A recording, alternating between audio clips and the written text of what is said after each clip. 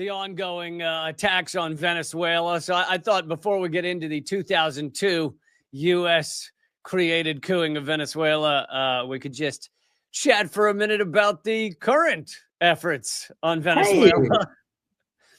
Hey. And I feel like the kind of the most suppressed, covered up part of this is the deeper reasoning. Yes, it's the oil, and but even beyond just the oil, it's the fact that the U.S. basically needs a replacement for Saudi Arabia.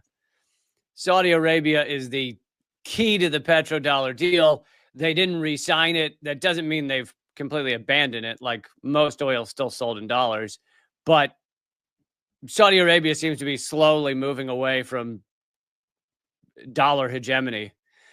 And yeah, and I'm sure they're,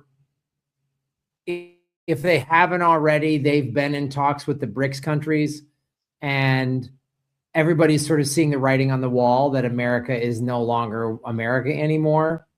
And yeah. Following his return, Chavez was emboldened, and after, and then even more so after he survived the 2002-2003 oil lockout, which I'm sure had U.S. fingerprints all over that as well. So this actually gave strength to the Chavista movement, and it is a great example of a U.S. coup being overturned, not just stopped. Venezuela has stopped other U.S. coup attempts.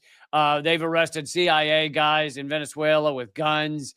They've most recently, we already mentioned, they've stopped a attempted false flag where there was going to be a bomb left at the U.S. embassy, and then the U.S. was going to claim Venezuela did it.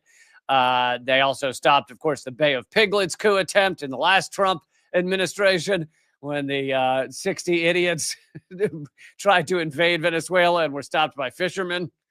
Like, the 60 idiots, that was the name of the operation. 60 idiots. 60 idiots. And so they've stopped many, but this is an example of a coup actually happening. I mean, Chavez was kidnapped, and the people stood up and undid it. Nice. Yeah. Well, it'll be interesting to see what happens now. It'll be interesting to see if, like, Mexico, which is the biggest, strongest country in the region, or Brazil, or these other countries, like Brazil is part of BRICS. Venezuela is sort of near Brazil, or Mexico. I don't know what these Gulf Latin American countries are. They going to be like, you know what? We're done with this crap.